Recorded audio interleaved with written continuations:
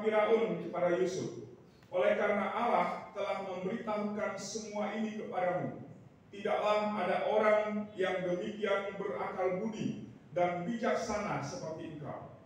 Engkaulah menjadi kuasa atas kestaku, dan kepada perintahmu seluruh rakyatku akan taat. Hanya tahta inilah kelebihanku daripadamu. Selanjutnya Firaun berkata kepada Yusuf, dengan ini aku melantik engkau menjadi kuasa atas seluruh tanah Mesir. Sesudah itu Firaun menanggalkan cincin terbaiknya dan jarannya, dan menangkannya pada jari Yusuf, dipakaikannya kepada Yusuf pakaian daripada kain halus, dan digantungkannya kalung emas pada badannya. Lalu Firaun menyuruh menaikkan Yusuf dalam keretanya yang kedua, dan berserulah orang di hadapan Yusuf, hormat. Demikianlah Yusuf dilantik oleh Firaun menjadi kuasa atas seluruh tanah Mesir. Berkatalah Firaun kepada Yusuf, akulah Firaun, tapi dengan segala kaummu, seorang tidak boleh bergerak di seluruh tanah Mesir.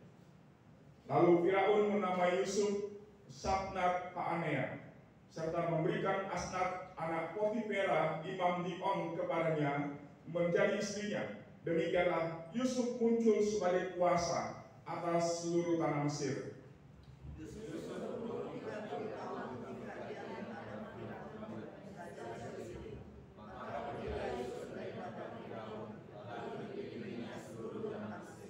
Tanah itu mengeluarkan hasil bertumpuk-tumpuk dalam ke-7 tahun kelimpahan itu.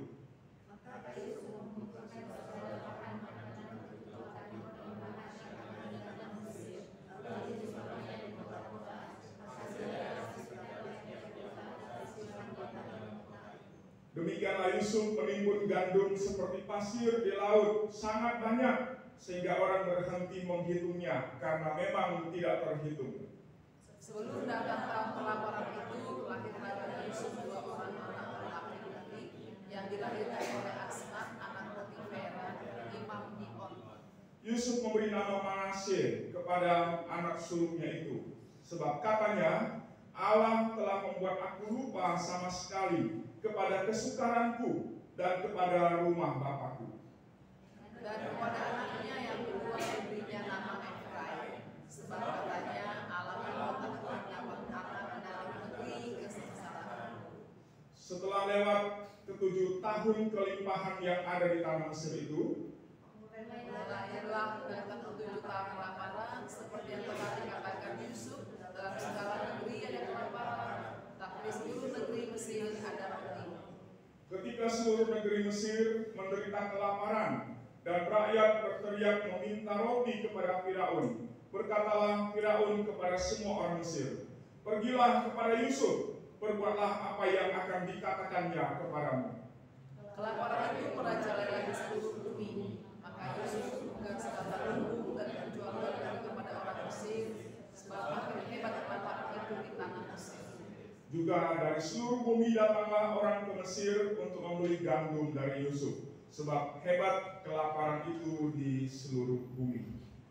Amin untuk firman Tuhan. Bapak Ibu Saudara yang dikasihi oleh Tuhan Yesus Kristus, kita akan merenungkan firman Tuhan ini di bawah satu tema, hidup yang dipulihkan. Hidup yang dipulihkan. Sebagai orang yang percaya kepada Tuhan Yesus Kristus, maka kita harus yakin dengan sungguh bahwa Allah punya rencana yang besar dalam hidup kita. Sekali lagi saya katakan bahwa sebagai orang yang percaya kepada Tuhan Yesus Kristus, kita harus yakin bahwa Allah atau Tuhan Yesus punya rencana yang besar dalam hidup kita. Tuhan tidak pernah punya rencana yang biasa-biasa untuk kita. Tuhan tidak pernah merancangkan sesuatu yang tidak baik, tetapi Dia merancangkan sesuatu yang baik bagi kehidupan kita, anak-anaknya yang percaya kepada Yesus sebagai Tuhan dan Juru Selamat dalam hidup kita. Bahwa Tuhan, Bapak Ibu Saudara, Dia tidak pernah bekerja menggenapkan akan setiap rencananya itu setengah-setengah dalam hidup kita.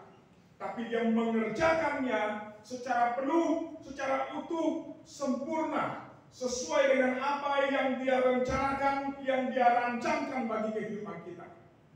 Karena itu kalau kita melihat dari firman Tuhan yang sudah kita baca hari ini, dari kehidupan seorang hamba Allah, seorang anak Tuhan yang bernama Yusuf, kita melihat dan memperhatikan tentang riwayat kehidupan dari Yusuf. Dan kita melihat bagaimana Allah itu mempunyai rencana yang besar di dalam kehidupan Yusuf sebagai hambanya, sebagai anak yang dia kasihi.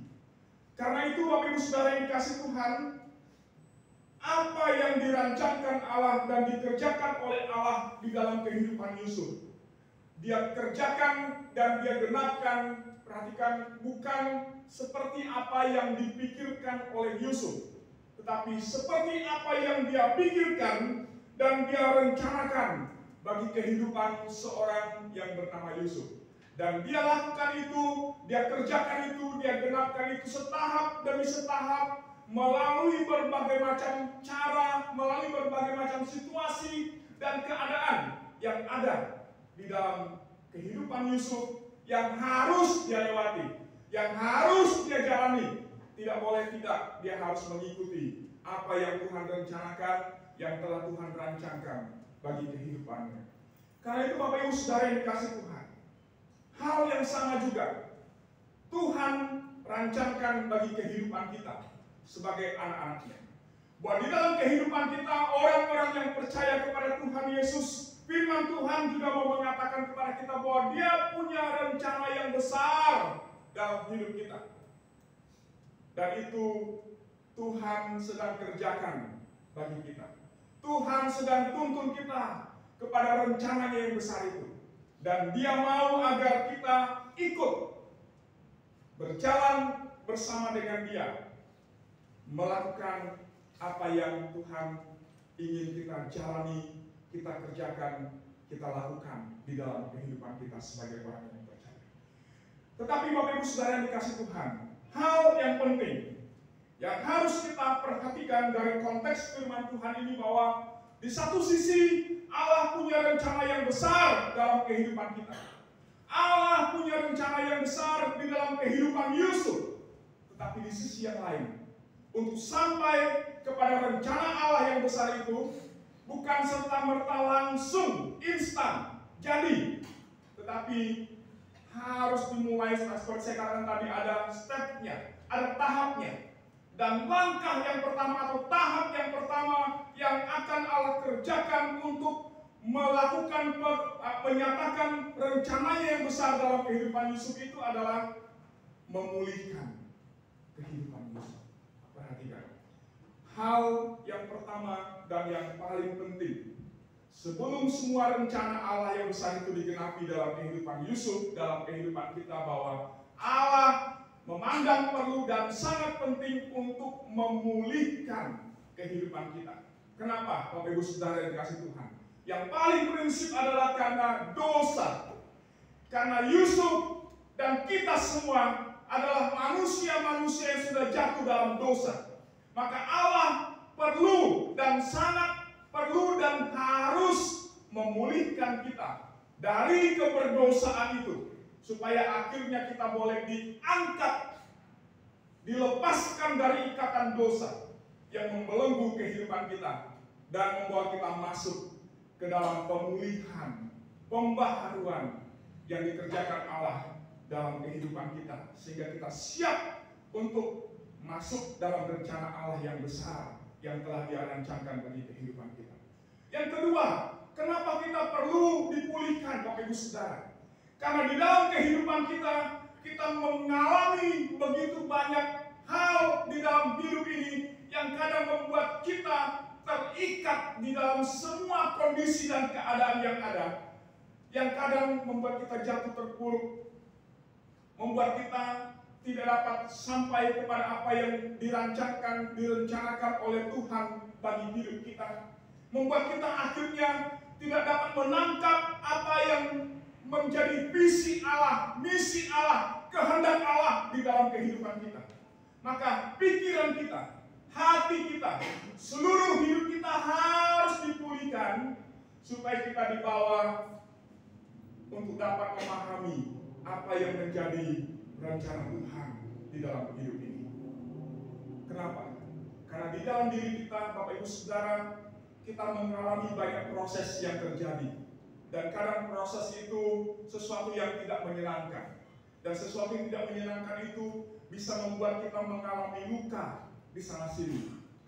Luka di dalam tubuh kita, luka di dalam hati kita, luka di dalam berbagai hal yang kita alami, yang kita jalani dalam kehidupan ini. Maka harus dipulihkan, harus diperbaharui, supaya akhirnya luka-luka itu menjadi sembuh. Karena itu firman Tuhan katakan apa?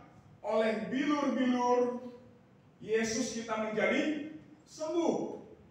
Maka Bapak Ibu Saudara dikasih Tuhan, karya Kristus di kayu salib bukan hanya menebus dan menyelamatkan kita dari dosa, tapi bilur-bilurnya yang kudus itu memulihkan, menyembuhkan kita dari luka-luka yang ada di dalam hati yang kita simpan di dalam kehidupan ini. Kalau kita belajar dan memperhatikan kehidupan Yusuf, Bapak Ibu Saudara dikasih Tuhan, kita melihat bahwa Yusuf penting untuk mengalami pemulihan dari Tuhan. Karena apa? Karena di dalam perjalanan hidupnya, sebelum dia akhirnya sampai dan masuk ke dalam rencana Allah yang besar itu, kita melihat Yusuf mengalami proses yang tidak mudah, bukan? Banyak hal dia hadapi. Sesuatu yang buruk dia alami di dalam kehidupannya. Sesuatu yang tidak menyenangkan terjadi dalam kehidupannya. Sesuatu yang tidak dia pikirkan, yang tidak dia bayangkan, itu yang dialami oleh Yusuf. Karena itu Allah memandang penting untuk memulihkan Yusuf, memperbaharui dia, untuk kemudian membawa dia masuk ke dalam rencana. Bapak Ibu Saudara, bagaimana cara Yusuf, cara Allah memulihkan kehidupan Yusuf? Mari kita perhatikan di dalam bagian firman Tuhan ini. Saya mau ajak kita memperhatikan mulai dari ayat yang ke-46 sampai dengan ayatnya yang ke-52. Ini menjadi fokus kita untuk perenungan kita berkaitan dengan hidup yang dipulihkan oleh Allah. Ayat 50 sampai dengan 52 khususnya, Bapak Ibu Saudara dikasih Tuhan. Pemulihan Allah itu dikerjakan dalam kehidupan Yusuf melalui kelahiran dua anak yang diberikan Tuhan kepada Yusuf di tanah Mesir. Kenapa saya katakan demikian? Bukan masalah anaknya, tapi masalah ungkapan iman yang diungkapkan oleh Yusuf melalui nama dua dari dua anak yang dikaruniakan Tuhan kepada Yusuf dalam keluarganya. Pertanyaannya adalah, kenapa Yusuf memberi nama Manasye kepada anaknya yang pertama, kepada anak sulungnya, Bapak Ibu Saudara? Karena sesungguhnya nama ini mengungkapkan keadaan hati Yusuf, keadaan hidup Yusuf yang sesungguhnya sebelum dia mengalami pemulihan yang daripada Tuhan dalam kehidupannya.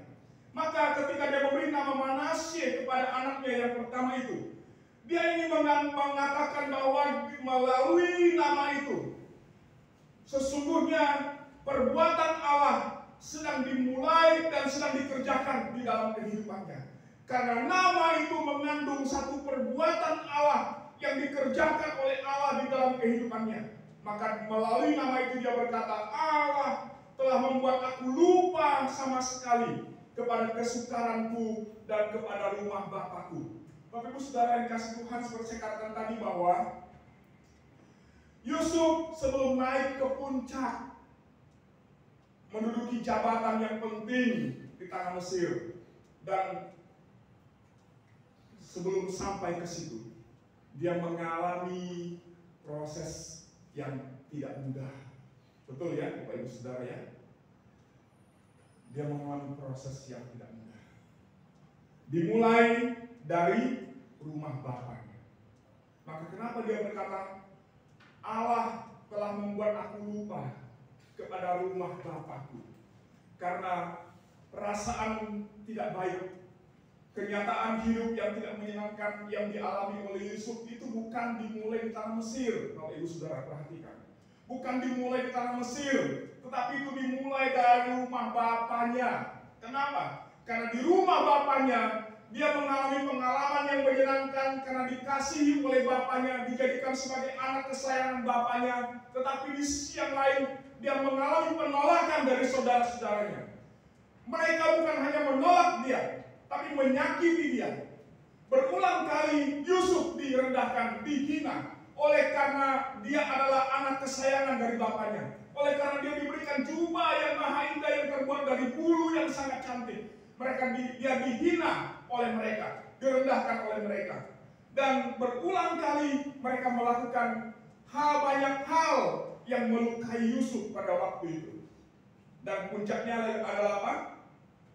Dia dimasukkan ke dalam sumur, lalu kemudian dijual kepada pedagang Midian yang lewat di jalan itu. Bapak Ibu Saudara yang dikasih Tuhan, dalam kehidupan kita mungkin kita mengalami penolakan demi penolakan. Dan itu bukan dilakukan oleh orang yang tidak kita kenal, tapi mungkin oleh orang-orang yang dekat dengan kita. Kita ditolak, kita tidak dihargai, kita tidak diperhitungkan, kita diperlakukan dengan tidak baik. Atau mungkin kita mengalami hal luka-luka yang disebabkan oleh karena berbagai kenyataan hidup yang terjadi dalam kehidupan kita. Kita melihat ada banyak persoalan yang mungkin terjadi dalam kehidupan kita, dan kita merasa seolah-olah tidak ada pertolongan bagi kita di situ. Bahkan ketika kita berada di rumah Bapa, dalam tanda kutip di rumah Bapa kita, seperti seolah-olah tidak ada pertolongan kita alami, tidak ada pertolongan kita lihat dalam kehidupan kita. Karena berulang kali kita berdoa, berulang kali kita berseru kepada Tuhan, tapi hidup kita tidak berubah. Apa yang kita jalani dalam kehidupan ini seolah-olah mengalami satu jalan buntu, tidak ada jalan keluar, tidak ada pertolongan yang nyata yang kita alami dalam kehidupan ini. Sehingga itu menimbulkan luka di dalam hati kita. Dan yang akhirnya membuat kita menjadi putus asa dengan kenyataan hidup yang harus kita hadapi. Karena beban, pergumulan, persoalan yang terjadi dalam kehidupan kita. Dan itu begitu menekan kehidupan kita. Bapak Ibu Saudara yang dikasih Tuhan, Yusuf mengalami keadaan dan kenyataan kehidupan yang seperti itu membuat dia akhirnya merasa tidak nyaman dengan keadaan yang seperti itu. Ditambah ketika dia ada di tanah Mesir, Bapak Ibu Saudara, apa yang dialami oleh Yusuf di tanah Mesir? Dia difitnah untuk satu perbuatan yang tidak dia lakukan, lalu kemudian harus masuk dalam penjara, berada di dalam penjara. Dia harus menjadi orang tahanan, walaupun dia adalah orang yang benar, yang berdiri di dalam kebenaran Allah. Kadang dalam kehidupan kita, di tengah-tengah dunia yang tidak mengenal Tuhan, Bapak Ibu Saudara, kita memang harus berdiri sebagai yang menyatakan kebenaran Allah. Tetapi itu tidak mudah, karena dunia yang tidak mengenal Allah, dunia yang menolak Allah, yang tidak percaya kepada Tuhan, kadang memiliki nilai-nilai, bahkan seringkali menetapkan nilai-nilai yang bertentangan dengan prinsip hidup kita sebagai orang yang percaya. Dan itu kemudian membuat hidup kita akhirnya menjadi tidak nyaman di tengah-tengah dunia di mana kita hidup hari-hari ini. Tetapi Bapak Ibu Saudara dikasih Tuhan, Yusuf tidak melihat semua itu sebagai sesuatu yang harus membuat dia jatuh. Yusuf tidak melihat semua itu sebagai sesuatu hal, sebagai satu alasan yang kemudian membuat dia harus berkata kepada Tuhan, Tuhan cukuplah sampai di sini. Yusuf tidak menjadikan semua itu sebagai satu jawaban untuk kemudian dia boleh berkata kepada Tuhan, Tuhan tidak ada sesuatu rencanamu yang baik dalam hidupku. Tapi dalam semuanya itu kita melihat bagaimana Yusuf tetap berdiri sebagai seorang hamba Allah, sebagai seorang anak Allah yang berpegang kepada kebenaran Allah di dalam kehidupannya, sekalipun dia harus masuk ke dalam penjara. Sekalipun dia digoda, tapi dia berani berkata kepada istri Potifar, bagaimana mungkin kita melakukan perbuatan yang tidak baik yang membuat kita berdosa kepada Tuhan. Bapak Ibu Saudara yang dikasih Tuhan, dalam kehidupan kita sebagai orang yang percaya di tengah-tengah dunia, ada banyak hal yang dihadapkan kepada kita yang membuat kita bertentangan antara iman kita sebagai orang yang percaya dengan nilai-nilai yang diberikan oleh dunia kepada kita. Dan itu harus kita pilih yang mana yang mau kita ikuti, yang mana yang harus kita lakukan, yang mana yang harus kita kerjakan dalam hidup kita. Dalam seluruh kehidupan kita di tengah-tengah dunia, kita dihadapkan kepada nilai-nilai yang seperti itu. Menjalankan usaha, kita berhadapan dengan nilai-nilai yang seperti itu. Dunia dengan sistem yang ada di dalamnya membuat kita akhirnya kadang terjebak dengan situasi dan keadaan yang ada. Membuat kita berpikir seolah-olah kalau kita ikut cara dunia, melakukan usaha kita dengan cara yang dilakukan oleh orang dunia, maka di situ kita akan mendapat semakin banyak. Tapi kita lupa bahwa sumbernya adalah dari Tuhan, Bapak Ibu Saudara. Kadang ketika kita bekerja dalam dunia kerja kita berhadapan dengan orang-orang yang tidak mengenal Tuhan, yang melakukan berbagai macam cara, menghalalkan segala cara untuk mendapat posisi yang terbaik. Kadang saling sikut, saling menjatuhkan. Kadang melakukan banyak trik untuk kemudian mendapat keuntungan bagi diri sendiri. Tidak peduli kepada orang lain. Dunia yang kita hidupi memiliki spirit yang seperti itu. Maka sebagai orang yang percaya, bagaimana kita berdiri sebagai seorang anak Tuhan yang tetap berpegang kepada kebenaran dan yang menyatakan kebenaran Allah kepada dunia yang tidak mengenal Tuhan. Yusuf dengan berbagai godaan yang dihadapkan kepadanya dan tantangan yang tidak mudah yang dia hadapi, dia membuktikan kualitas imannya sebagai seorang anak Tuhan. Dia berdiri teguh di hadapan Tuhan. Maka ketika dia sudah melewati proses itu, Bapak Ibu Saudara, maka dia boleh berkata, Allah telah membuat aku lupa kepada semua kesengsaraanku dan kepada rumah Bapa. Tempat kesengsaraan itu, tempat yang tidak menyenangkan itu, semua yang tidak memiliki harapan itu, aku telah melewatinya. Dan semua itu adalah karena Allah, karena perbuatan Allah yang telah dia kerjakan, yang telah dia lakukan di dalam hidup. Bapak Ibu Saudara dikasih Tuhan, bagaimana dengan kita semua? Jemaat Tuhan, jemaat gereja Anugerah Kristus. Apakah kita juga boleh berkata seperti Yusuf yang berkata, Allah telah membuat aku lupa kepada semua kesengsaraanku, kepada rumah Bapakku. Karena apa? Karena kita telah berdiri di dalam kebenaran dan menegakkan kebenaran Allah itu di dalam kehidupan kita. Karena kita telah menjadi seorang anak Tuhan yang berani tetap dengan iman berpegang kepada kebenaran Allah, kepada firman, dan melakukannya dengan sungguh di dalam kehidupan kita. Bapak Ibu Saudara dikasih Tuhan, pemulihan Allah terjadi dalam kehidupan kita ketika kita menjalaninya dengan mengikuti proses yang sedang Tuhan kerjakan dalam kehidupan kita. Kita tidak akan mungkin bisa berkata, Allah telah membuat aku lupa kepada kesengsaraanku dan kepada rumah Bapakku, kalau kita tidak ikut prosesnya Tuhan. Kalau kita tidak menyediakan hidup kita untuk berdiri, berjalan sesuai dengan apa yang Tuhan mau dalam kehidupan kita. Kalau Yusuf ketika dia ada di rumah bapaknya, dia berkata, kalian boleh memperlakukan aku dengan tidak baik, tapi ingat, Bapakku Yakub bisa melakukan lebih buruk kepada kalian. Atau ketika dia ada di rumah Potifar, ketika digoda oleh istri Potifar, sebenarnya dia punya kesempatan untuk melakukan dosa dan tidak akan ada seorang pun yang tahu akan semua itu. Ketika dia ada di dalam penjara, oleh karena sesuatu yang tidak dia lakukan, dia bisa merutuk kepada Tuhan. Dia bisa bersungut-sungut kepada Tuhan. Dia bisa menjadi marah kepada Tuhan karena situasi tidak baik yang dia alami pada waktu itu. Tapi dalam semua itu menunjukkan, firman Tuhan menunjukkan kepada kita bahwa Yusuf berdiri sebagai seorang anak Tuhan yang tetap percaya kepada Tuhan dan meyakini akan rencana Allah yang baik dalam kehidupannya, sekalipun dia ada dalam keadaan yang tidak baik, sekalipun dia berjalan di dalam jalan yang tidak benar, sekalipun dia menghadapi pencobaan yang berat di dalam kehidupannya. Tapi semuanya itu membuktikan bahwa Yusuf tetap berdiri teguh di dalam pengharapan imannya kepada Tuhan dengan tidak membiarkan dirinya digoyahkan oleh semuanya itu. Bapak Ibu Saudara, karena itu dia boleh berkata melalui nama anaknya yang pertama Manasye. Kenapa?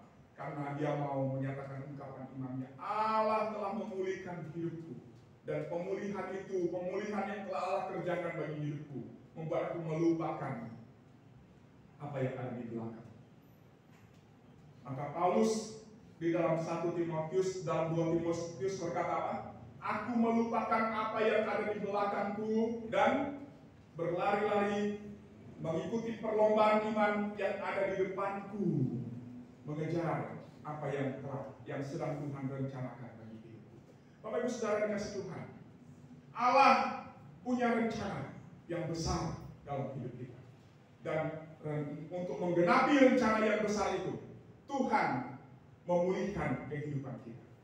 Pertanyaannya adalah, kita siap dan mau mengikuti prosesnya Tuhan untuk memulihkan kehidupan kita, melepaskan diri kita dari segala sakit yang ada, yang sudah kita alami selama ini, entah disebabkan oleh karena perbuatan, perlakuan, atau oleh karena berbagai persoalan yang terjadi dalam kehidupan kita. Kita siap untuk melepaskan diri dari semua rasa sakit itu, dan kemudian dipulihkan Tuhan, memberi diri kita untuk dipulihkan oleh Tuhan supaya kita bangkit dan akhirnya masuk dalam rencana Tuhan itu. Kita bersedia. Kalau tidak, bagaimanapun, sampai kapanpun tidak akan ada pemulihan dikerjakan Allah di dalam kehidupan kita. Bapak Ibu Saudara dikasih Tuhan. Yang kedua, melalui nama anaknya yang kedua yaitu Efraim. Kenapa dia memberi nama Efraim, Bapak Ibu Saudara? Karena Efraim itu artinya Allah membuat aku mendapat anak dalam negeri kesengsaraanku. Bapak Ibu Saudara perhatikan, Allah membuat aku mendapat anak.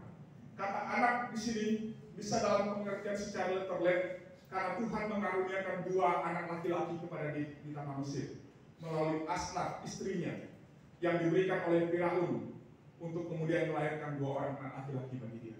Tapi anak di sini juga dapat dalam pengertian Timur Tengah melambangkan kemakmuran, melambangkan kehidupan yang berhasil, kesuksesan di dalam kehidupan di tengah-tengah dunia ini. Maka Bapak Ibu Saudara dikasih Tuhan, ketika Yusuf berkata, Allah telah membuat aku mendapat anak dalam negeri kesengsaraanku. Dia mau berkata bahwa setelah Allah memulihkan dia, melepaskan dia dari semua rasa sakit yang sudah dia jalani dalam kehidupannya, dan dia bukan hanya dilepaskan, tapi dia menyediakan dirinya mengikuti proses yang Tuhan kerjakan dalam hidupnya untuk dipulihkan oleh Allah, sehingga dia bukan bertahan kepada mauku, pikiranku, kehendakku. Karena kalau Yusuf bertahan di dalam pikirannya dan kehendaknya, maka dia bisa berkata kepada Tuhan, Tuhan, kalau Engkau tetap membiarkan aku berada di rumah Bapakku, seperti yang Kau nyatakan kepadaku melalui 2 mimpi yang Kau perlihatkan kepadaku, yaitu menunjukkan ada 13 berkas gandum yang sujud menyembah kepada berkas gandumku, atau matahari, bulan, bintang, semuanya sujud menyembah kepadaku. Itu semua bisa Tuhan genapkan ketika aku di rumah Bapakku tanpa harus pergi ke Mesir. Yusuf bisa berkata seperti itu kepada Tuhan. Tapi Bapak Ibu Saudara dikasih Tuhan, Yusuf tidak membiarkan pikirannya yang bermain di situ. Yusuf tidak membiarkan kemauan dan keinginannya yang harus Tuhan lakukan untuk menggenapkan apa yang menjadi rencana Allah dalam hidupnya. Tapi dengan rendah hati, dia membuka hidupnya seluas-luasnya mengikuti apa yang menjadi kehendak Allah bagi hidupnya, sekalipun tidak mudah. Sekalipun tidak mudah. Tapi hasilnya apa? Dia boleh berkata, Allah telah memberikan anak kepadaku di tanah Mesir. Allah telah membuat hidupku berhasil di tanah Mesir. Allah telah memulihkan kehidupanku sehingga aku menikmati akan segala kebaikan Tuhan, kemurahan Tuhan dalam hidupku. Sehingga sekarang aku bukan lagi Yusuf yang dulu, anak kesayangan bapakku ketika aku ada di rumah bapak. Aku bukan lagi Yusuf, orang buangan yang dijual oleh saudara-saudara kandungku. Aku bukan Yusuf yang harus masuk ke dalam penjara oleh karena aku difitnah oleh orang yang tidak mengenal Tuhan. Aku bukan Yusuf yang harus menjalani penderitaan dalam hidupku. Tapi sekarang aku adalah Yusuf yang sudah menjadi orang nomor 2 di Mesir. Bapak saudara dikasih Tuhan, perhatikan. Pembaharuan, pemulihan yang dikerjakan Allah dalam hidup kita, yang kita siap untuk ikuti, lakukan seturut dengan kehendak Allah, rencana Allah bagi hidup kita, membawa kita kepada pemulihan hidup. Bukan hanya hidup kita dipulihkan, dikembalikan kepada tujuan Allah, tetapi Allah menggenapkan rencananya yang besar itu dengan mengangkat kita dari keadaan kita yang semula, menempatkan kita tinggi sesuai dengan rencana Allah, kehendak Allah bagi hidup kita. Bapak Ibu Saudara dikasih Tuhan, tetapi rencana Allah, kehendak Allah tidak berhenti hanya sampai jabatan Perdana Menteri bagi Yusuf. Tapi Allah punya rencana yang lebih besar bagi Yusuf daripada itu. Yaitu apa? Untuk memelihara kehidupan umat Tuhan, membangun kehidupan umat Tuhan yang sedang ada dalam masa kelaparan di tanah Kanaan, yaitu bapaknya dan keluarga besarnya. Karena itu Bapak Ibu Saudara yang dikasih Tuhan, Yusuf tidak akan dapat sampai kepada tujuan Allah itu untuk memelihara kehidupan satu bangsa yang besar, seperti yang dia nyatakan di dalam pasal yang 49 dan 50 dalam kitab Kejadian. Tidak akan sampai kepada tujuan itu kalau dia tidak melewati proses itu. Kenapa Bapak Ibu Saudara kasih dalam Tuhan?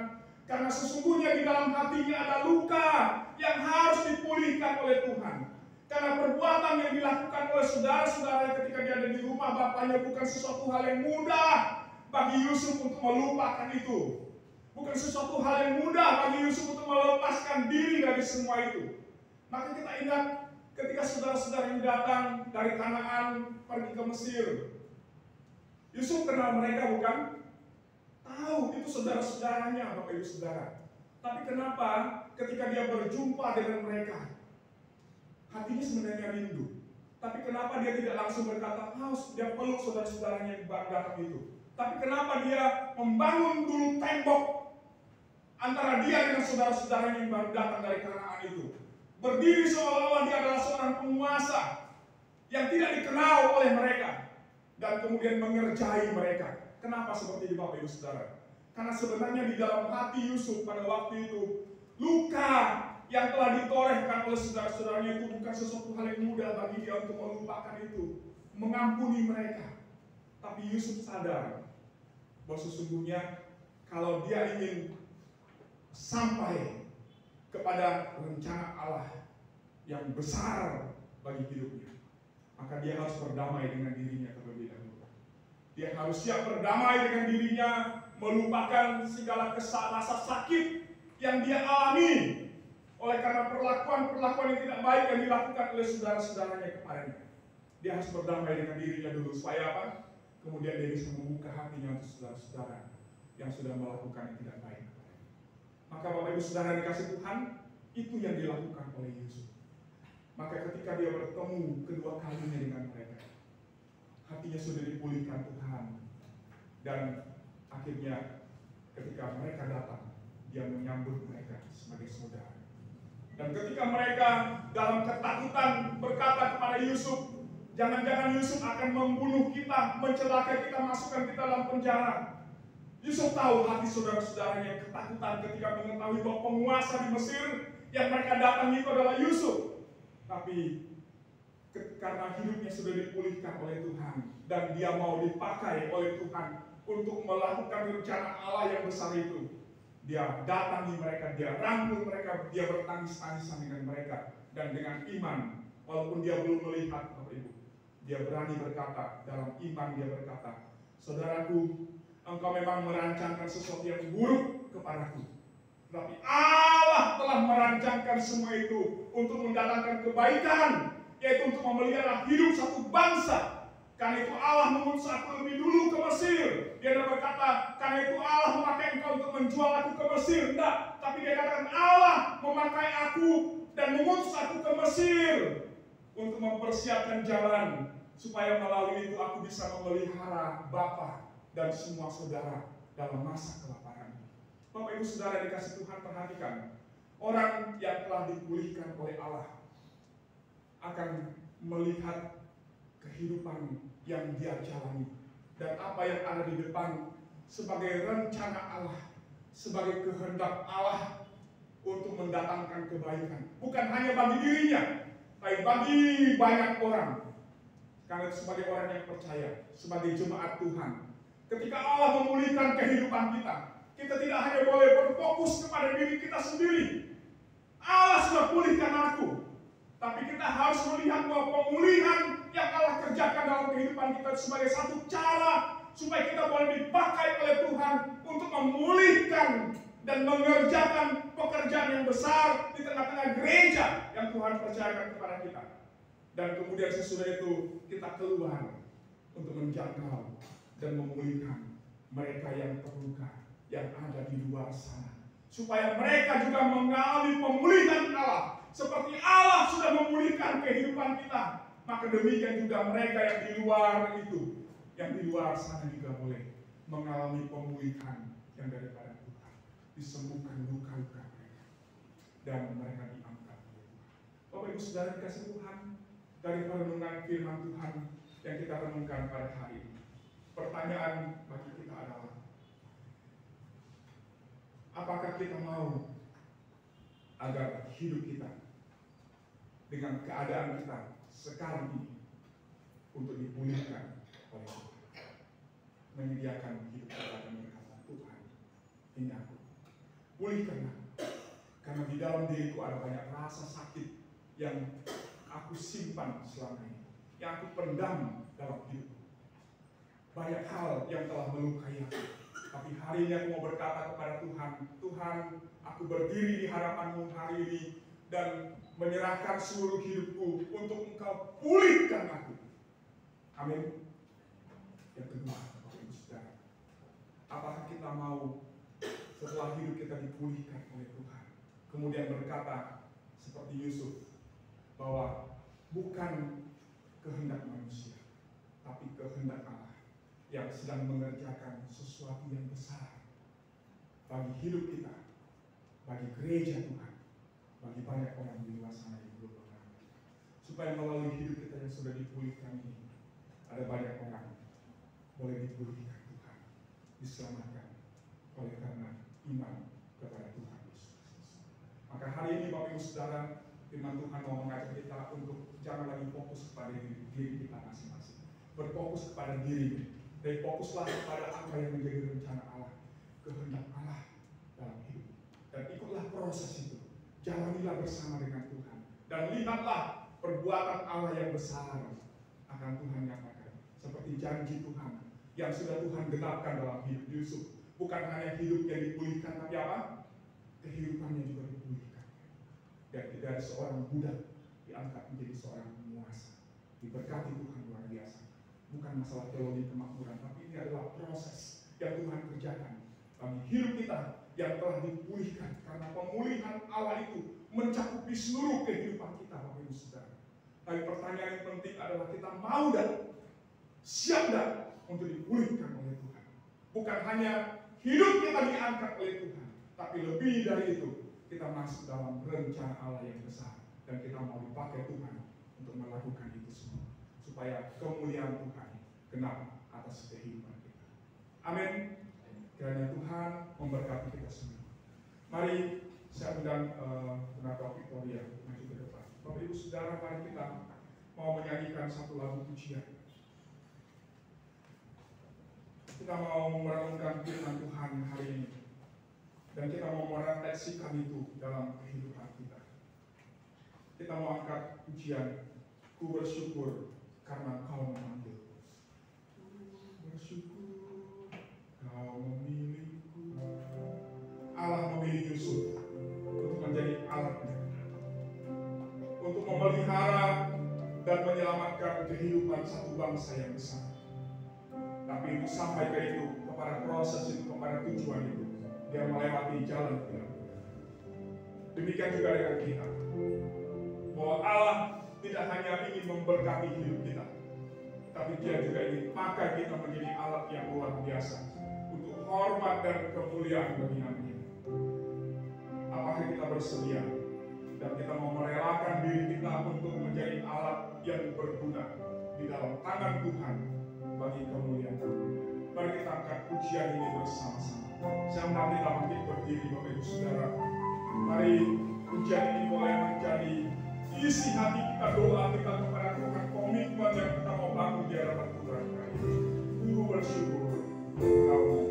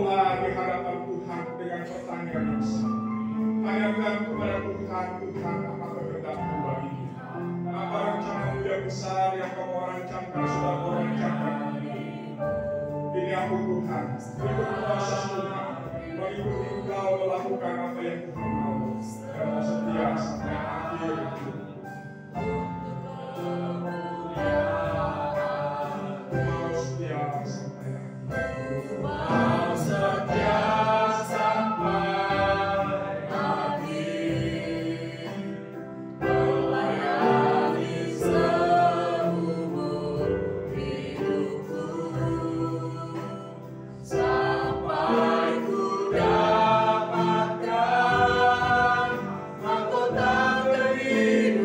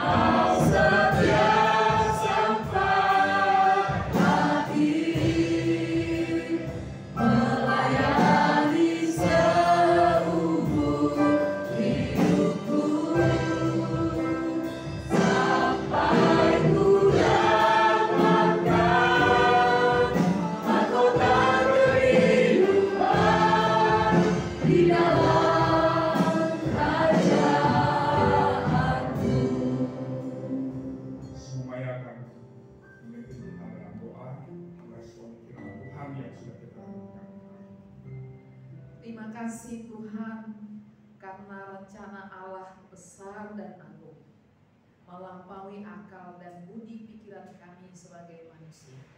Tetapi kami belajar dari kisah Yusuf. Di awal proses kehidupannya, begitu banyak hal yang sukar dia lewati. Tapi dalam kesukaran itu dia belajar taat dan setia. Di dalam imannya kepada Allah yang telah merancangkan semua hal yang baik baginya. Kesetiaan dan ketaatannya kepada Allah di tengah-tengah satu bangsa yang tidak mengenal Tuhan, di tengah-tengah satu kerajaan di mana juga tidak mengenal Tuhan. Berdiri seorang diri melakukan yang benar, dan di dalam semuanya itu pada akhirnya kami melihat bahwa rancangan Allah yang agung itu digenapkan bagi dia. Demikianlah kiranya kami belajar dari tokoh iman ini, supaya dalam masa-masa sukar hidup kami, masa-masa di mana kami mengalami hal yang berat, tidak membuat kami mengundurkan diri dari iman percaya kami, mengundurkan diri dari kesetiaan kami kepada-Mu, melainkan terus bergantung, terus belajar, taat dan setia. Dan pada akhirnya kami akan melihat rencana agung seperti Engkau genapkan bagi Yusuf, juga kiranya digenapkan bagi kami ya Tuhan. Karena itu topang kami ya Tuhan. Jikalau dalam perjalanan iman kami mengalami begitu banyak kesulitan pada saat ini, mengalami banyak air mata, tantangan dan juga tekanan. Di dalamnya kami boleh terus memandang kepada Tuhan, tidak akhirnya terkecoh oleh kesulitan dan persoalan kami, lalu kami meninggalkan Tuhan. Tapi biarlah Tuhan menjadi Tuhan yang kami izinkan memimpin, yang kami izinkan seluas-luasnya merendah hal terbaik bagi hidup kami ya Tuhan. Pulihkanlah kami, baik itu dalam hati kami, pikiran kami, yang Tuhan yaitu menghambat kami maju dalam iman kami. Pulihkan kami dari semuanya itu, rasa kecewa, rasa sakit, luka, trauma, dan banyak hal-hal lainnya. Dan Tuhan lihat itu dengan terang benderang, menghalangi kami maju, menghalangi kami bisa terhalang memproklamirkan iman dan kesaksian hidup kami di tengah-tengah hidup dimanapun kami hadir, di tengah keluarga, di lingkungan, di dunia kerja, bahkan dalam pelayanan kami. Sempurnakan kami Tuhan, tolong kami, mampukan dan topang kami untuk senantiasa mengikut, melayani, dan terus menyangkal diri kami, memikul salib-Mu dalam hidup kami. Ini doa kami dalam nama Tuhan Yesus. Kami bersyukur untuk hamba-Mu yang sudah menyampaikan firman bagi kami. Topanglah kami sekalian melakukan firman Tuhan ini. Dalam nama Tuhan Yesus kami berdoa. Amin.